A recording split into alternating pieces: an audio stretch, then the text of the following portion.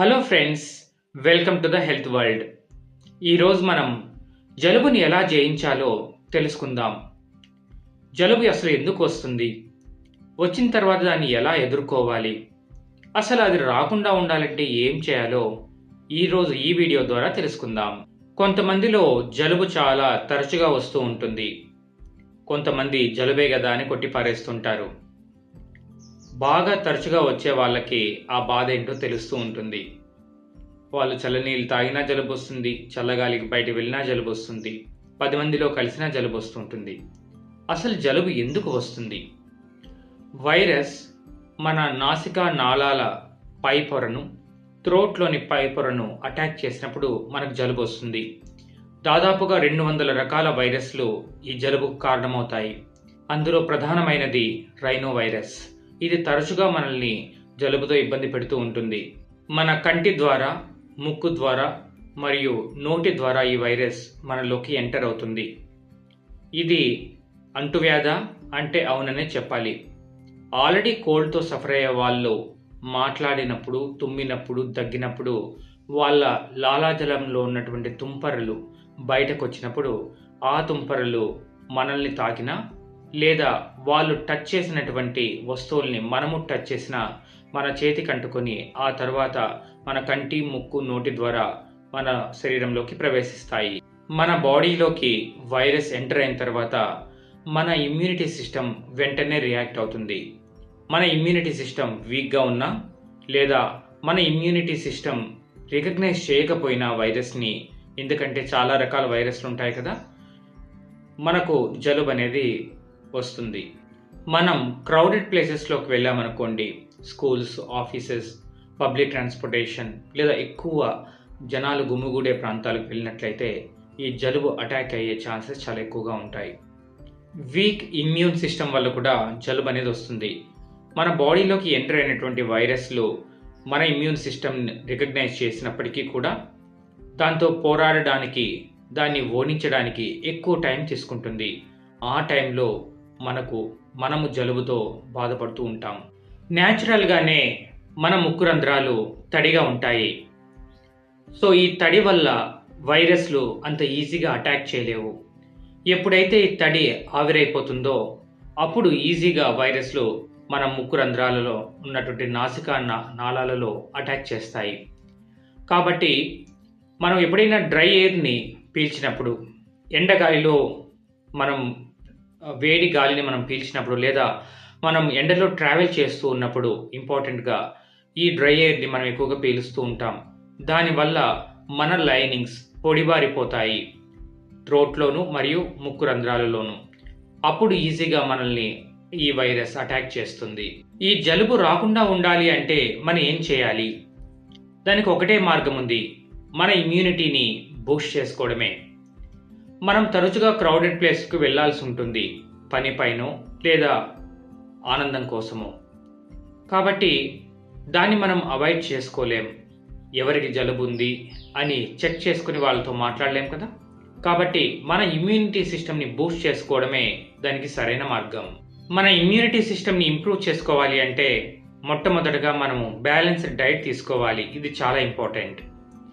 మనం తీసుకునే ఆహారంలో విటమిన్స్, మినరల్స్ కరెక్ట్గా ఉన్నాయా లేదా చెక్ చేసుకోవడం చాలా ఇంపార్టెంట్. మన న్యూట్రిషన్లో ప్రోటీన్ ఉందో లేదో మనం చెక్ చేసుకోవడం చాలా ఇంపార్టెంట్. ఎందుకంటే ప్రోటీన్ మన ఇమ్యూనిటీని బూస్ట్ చేస్తుంది.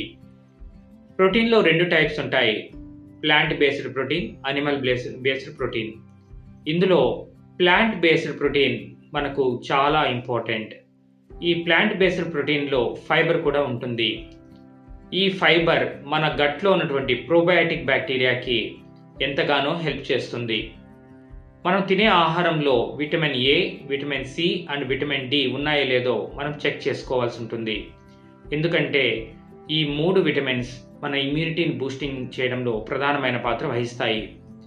జింక్ అండ్ ఐరన్ కూడా మినరల్స్లో మన ఇమ్యూనిటీని బూస్ట్ చేస్తాయి. మన ఇమ్యూనిటీని బూస్ట్ చేసుకోవడానికి మన నిద్ర చాలా అవసరం. కనీసం 7 నుండి 9 గంటల పాటు కంటిన్యూస్గా నిద్ర మనకు అవసరం అవుతుంది. ఎందుకంటే అందులో డీప్ స్లీప్ మనకు చాలా చాలా ఇంపార్టెంట్.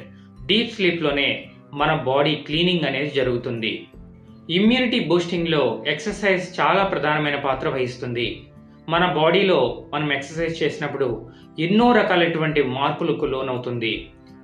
ఒకటి, మన శరీరంలో పేరుకున్నటువంటి వ్యర్థాలను క్లీన్ చేయడంలో, మన స్ట్రెస్ను తగ్గించడంలో, మనకు హ్యాపీ హార్మోన్స్ ఇవ్వడంలో, మనకు నిద్రను ప్రసాదించడంలో, ఇంకా ఎన్నో రకాలైనటువంటి మన బాడీ ఫ్యాట్ని, విజరల్ ఫ్యాట్ని కరిగించడంలో ఈ ఎక్సర్సైజ్ చాలా ముఖ్యం. మనిషి సంతోషంగా ఉండడం చాలా ముఖ్యం. సంతోషంగా ఉన్న మనిషికి ఇమ్యూనిటీ కూడా పవర్ఫుల్గా ఉంటుంది. ఎప్పుడైతే మనిషి స్ట్రెస్లో ఉంటాడో లేదా డిప్రెషన్లో ఉంటాడో ఇమ్యూనిటీ కూడా డౌన్ అయిపోతుంది. అప్పుడు జలుబు చాలా ఈజీగా అటాక్ అవుతుంది. మనం నీరు బాగా తాగాలి. మనం హైడ్రేటెడ్గా ఉన్నట్లయితే మన బాడీ ఇమ్యూనిటీ సిస్టమ్ కూడా బలంగా ఉంటుంది. మనం నీరు ఎక్కువగా తాగినప్పుడు మన బాడీలో ఉన్నటువంటి waste time to time clear అయిపోతూ ఉంటాయి. కాబట్టి మనం హెల్తీగా, ఆరోగ్యంగా ఇమ్యూనిటీని బూస్ట్ చేసుకొని జీవించవచ్చు. మన శరీరంలో ఉన్నటువంటి అనేక సమస్యలకి మన గట్ హెల్త్ సరిగా లేకపోవడమే దానికి కారణం. మనకు జీర్ణక్రియ సరిగ్గా జరుగుతోందా? మన కడుపులో ఉన్నటువంటి ప్రోబయాటిక్ బ్యాక్టీరియా ఆరోగ్యంగా ఉందా? సో అవి మనం చెక్ చేసుకోవడం చాలా అవసరం. మనకు ప్రోబయాటిక్ బ్యాక్టీరియా ఇమ్యూనిటీ బూస్టింగ్కి చాలా సహాయపడుతుంది. మనకు ఆల్కహాల్, స్మోకింగ్ హ్యాబిట్స్ ఉన్నట్లయితే ఆ రెండు కూడా మన ఇమ్యూన్ సిస్టమ్ని వీక్ చేసేస్తాయి. కాబట్టి ఆ రెండింటిని అవాయిడ్ చేయడం చాలా ముఖ్యం. మనం ఓవర్ వెయిట్ ఉంటే ఖచ్చితంగా మన ఇమ్యూనిటీ సిస్టమ్ కూడా వీక్గా ఉంటుంది. మనం వెయిట్ లాస్ అవ్వాలి. మన ఎత్తుకు తగిన బరువును కలిగి ఉండాలి. అప్పుడే మన ఇమ్యూనిటీ సిస్టమ్ కూడా స్ట్రాంగ్గా వర్క్ చేస్తుంది. వ్యాక్సిన్స్ తీసుకోవడం కూడా చాలా ఇంపార్టెంట్ అండి. జలుబుకి ఎటువంటి వ్యాక్సిన్స్ లేవు, కానీ మన ఇమ్యూనిటీని బూస్ట్ చేయడానికి, జలుబుతో మనం పోరాడడానికి కోవిడ్ వ్యాక్సిన్స్ మనకు చాలా ఉపయోగపడతాయి. సన్లైట్కి మన బాడీ ఎక్స్పోజ్ అవుతోందా? అప్పుడే మనకు డి విటమిన్ మనకు అందుతుంది. జంతువులకి, మనుషులకి ఉన్న తేడా కూడా అదే. మన శరీరాన్ని మనం చాలా వరకు బట్టలతో కప్పేస్తాం, సన్లైట్కి ఎక్స్పోజ్ చెయ్యం. కానీ జంతువులు అలా చెయ్యవు. వాటికి నిరంతరం సన్లైట్ అనేది లభిస్తూనే ఉంటుంది. వాటికి ఎనఫ్ డి విటమిన్ లభించడం వల్ల అవి మనకంటే ఇమ్యూన్ సిస్టమ్ చాలా స్ట్రాంగ్గా అభివృద్ధి చేసుకోగలుగుతాయి. మనం కనీసం మన రోజువారీ జీవితంలో కొంత టైం ఎండలో స్పెండ్ చేయడం కూడా చాలా ఇంపార్టెంట్. మన డి విటమిన్ని బూస్ట్ చేసుకోవడం వల్ల మన ఇమ్యూన్ సిస్టమ్ కూడా బలపడుతుంది. ఇవండి మన ఇమ్యూనిటీ పవర్ని బూస్ట్ చేసుకోవడం ద్వారా మనం జలుబుని ఎలా జయించాలో మనకు ఉన్నటువంటి మార్గాలు. జలుబు ఆల్రెడీ అటాక్ అయిన తర్వాత మనం ఏం చేయాలో రేపటి వీడియో ద్వారా మనం తెలుసుకుందాం. Thank you very much.